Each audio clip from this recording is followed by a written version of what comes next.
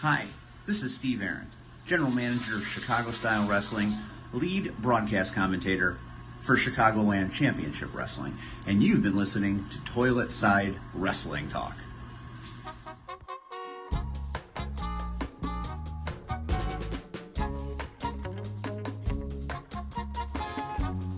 Hi, this is Brad from Pro Wrestling Junkies, and welcome to Toilet Side Wrestling Talk. And before we meet our guests, I need to clear something up.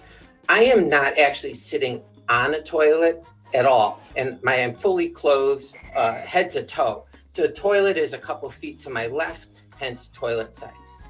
Today, we are blessed, thank you, to have a guest from the city which most publications can agree upon publicly and privately as the greatest city in the world. Of course, I'm talking about Chicago, Illinois.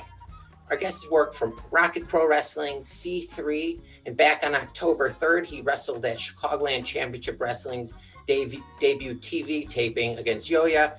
I can't give out spoilers because I think that puts me in some legal jeopardy.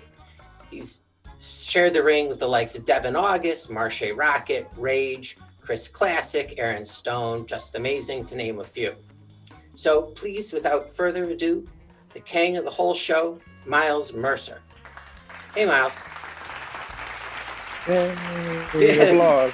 Oh, yeah. Tell people to settle what's down. Going on, man? No, I've given tranquilizers to the whole audience, so it seems very private. Okay.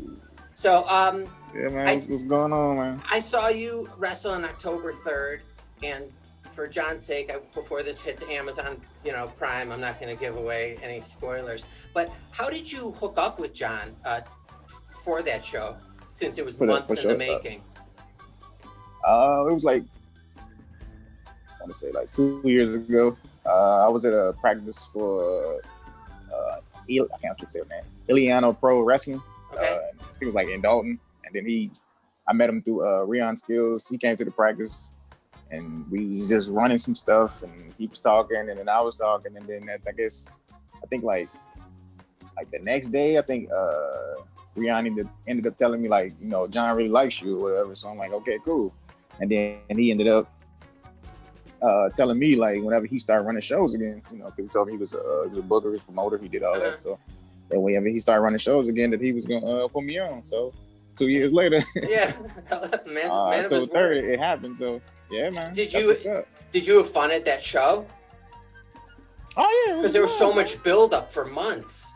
Yeah, there with the COVID thing and him promoting like you do. So yeah, man, he And did a great job. Yeah, and it was packed and like people were going crazy. It was a fun show. I was telling someone the other day, normally when I go to a show, there's always like a bathroom break or two match, I don't even know where the bathrooms were because I didn't leave my seat the whole time. It was crazy. It was so good.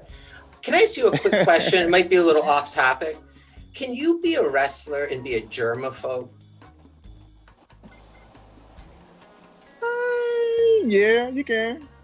Because like you're getting very up close and personal with people and stuff. Like, is that? I mean, I'm not heavy on germaphobe, but I got my ways now. I need to wash my hands like at least 20 times a day. You know what I mean? Don't touch your face. Right, but no, it's you can do it. So, did you grow up in Chicago? Yes, sir. Whereabouts? Born and raised. South Side. Okay. I moved around South Side, South suburbs, so basically everything south. Oh, okay. Yeah, the furthest south I've gone, is 35th Street, obviously. I'm a Sox fan, But so when did wrestling come onto your radar as a kid? Well, I think my dad was actually the one that put me on to watching wrestling. I didn't really know too much about it. I mean, everybody got their goals. I guess when they're a kid, they say they want to do whatever. I would always tell my people, yeah, this is something I wanted to try. You know what I mean? So, and as I got older, I was curious, to be honest. Like, what's it like? It's been like 6 years now this year. So, I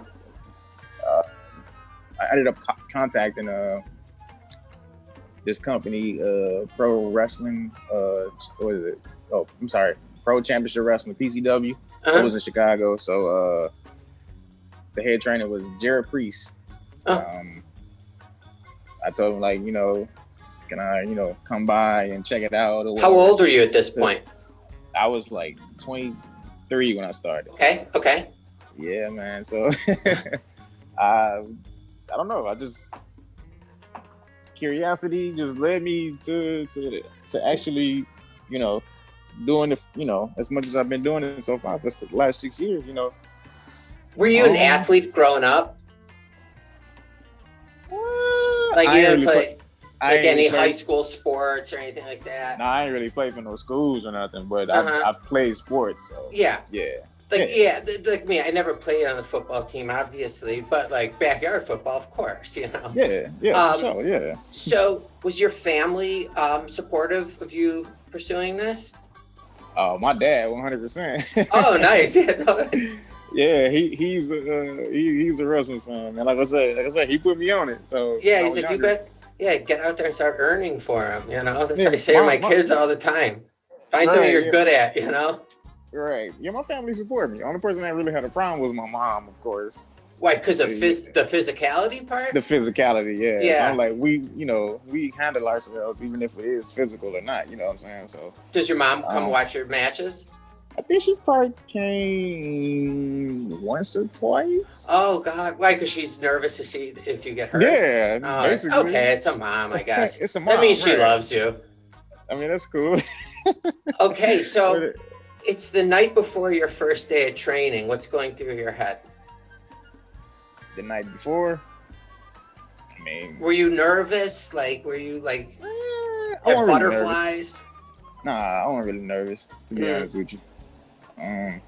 So you showed up, and what's the first thing they do? Did you get in the ring right away? Yeah, no, let me take it back. The first thing he teaches you, but I see a lot of trainers don't do it. The first thing he did before we even do any bumping or, you know, he keep it basic. So he have us doing like chain or whatever. Okay.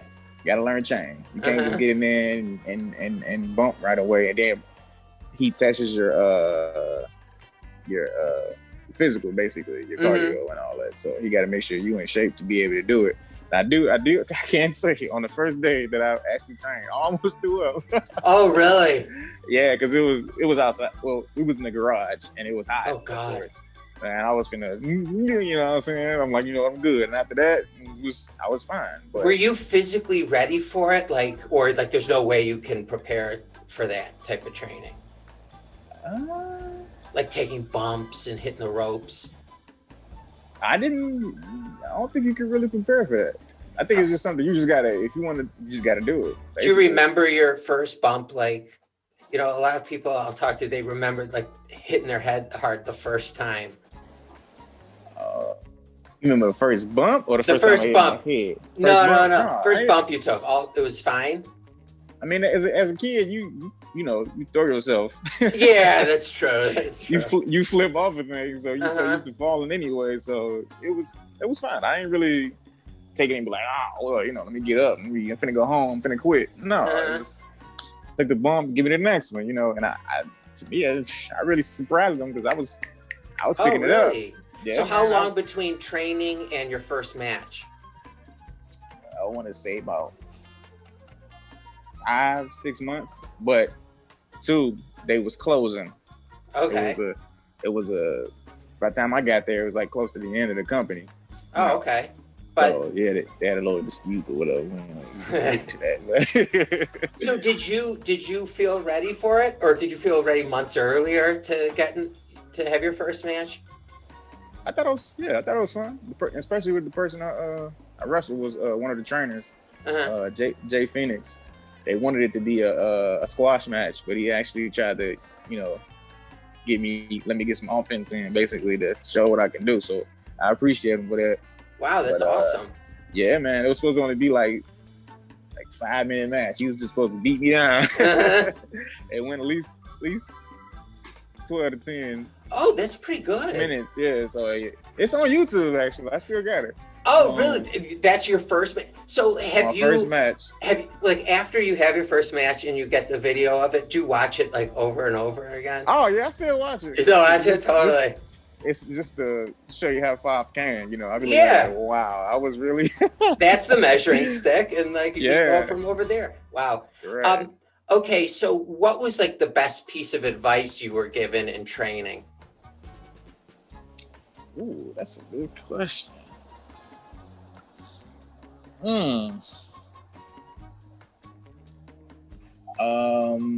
Less is more. I got a couple, but one of them that stuck with me is less is more. You know, you ain't got to go out and do like 50 to 100 moves just to get over. You know what I mean? To get a reaction out of people, because the show that I did for Bullard, I didn't. We didn't, you know, I mean, you say we can't get into it, but you know, when they see the match, they understand. Yeah, exactly. Yeah, right, but just less is more. Even if you doing promos or you speaking about the opponent or the show that you're on, you ain't got to say too much. You had a match, you ain't got to do too much.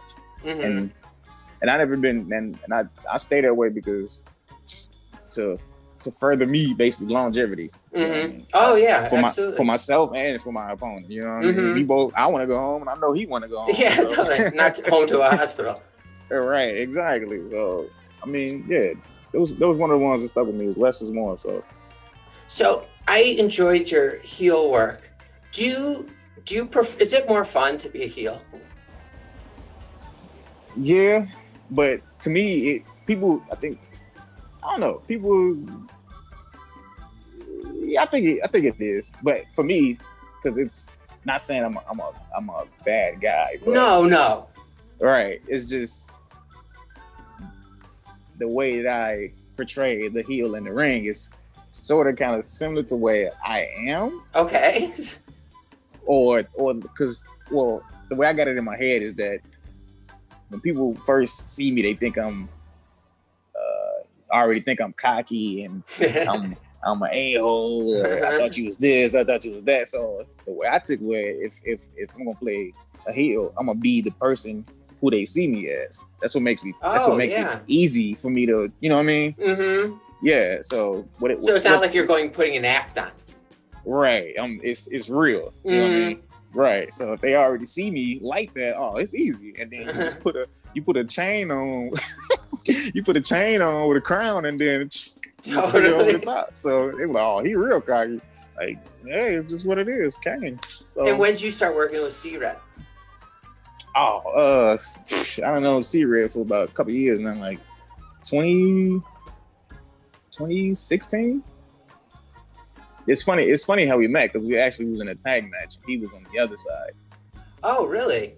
That was the first time you had met one another? Yeah, it was. Because he was part of the group that it was actually his first group that he managed, the Soul Touchers. Okay, and I was in a tag team with somebody else. Mm-hmm. So, and then further down, it was Crash Tested Wrestling. Mm-hmm. So that was the company it was for. And then further down, a couple months later, they ended up putting me in a group with him called The Arc, Actions, Reactions, and Consequences. So. And we've been doing that since. And you have a match with Renee. Like, you guys have a tag match coming up in November. I thought I saw. I forget. I forget what. It was against like Kendra and Mike Strong. Yeah. Has that happened already? C3. No. It's coming up. The 14th. Okay. Yeah, it's for C3. Yes, sir. Good memory. Good memory. I don't know what I'm talking about. Yeah, I do. Yeah. No, I knew I had seen something. No, yeah, it's November 14th. So, do you spend when it wasn't coronavirus, of course? Are your weekends just traveling, in wrestling? Not really. You know, not really, because I've been. Well, you talking about before, right? Yeah. Like coming up. Well, coming up, then the last. Not, I guess you say before COVID. No, I was be here and there. Maybe Saturday here or every other Saturday or whatever. Mm-hmm. If a company got the show in the same month. But recently, since I've been on the show for the last three weekends. I'm actually surprised myself. Yeah, sure, that you're alive. considering You're not in quarantine right now. Yeah. Where's the furthest you've traveled for a show? Ooh, like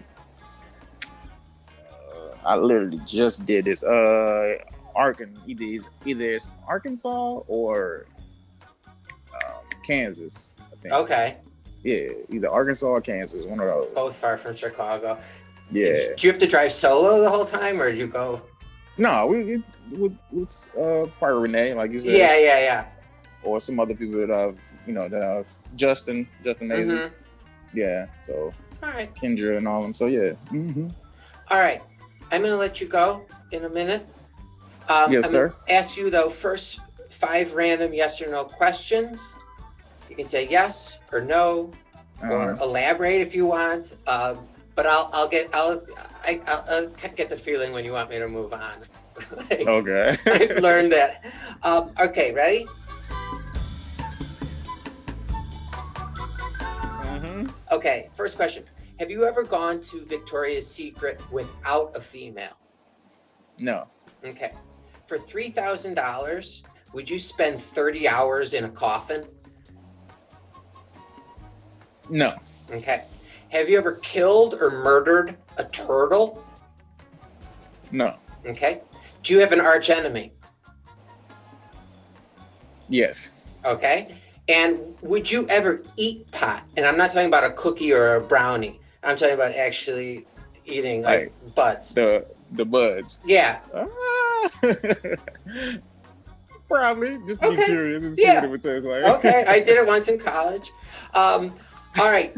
Thank you so much for taking this time to talk with this nothing. Thank you. But I really appreciate it, and I hope that you stay healthy. And I'll be at the show in April. Hopefully it goes on.